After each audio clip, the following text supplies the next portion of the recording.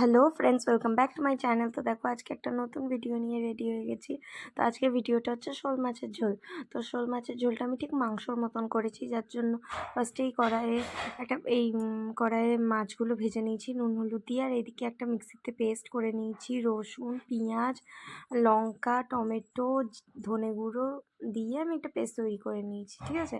আর এদিকে কুচানো একটু পেঁয়াজ রেখে দিয়েছিলাম, যেটা কড়াইয়ের মধ্যে জিরে ফোড়ন দিয়ে ভেজে নিয়েছি। ভাজা ভাজা হয়ে যাওয়াতেই ওর আমি ওই পেস্টটা দিয়ে দিয়েছি। আর এদিকে আলুটা নুন হলুদ দিয়ে ভাজা বসিয়ে দিয়েছিলাম।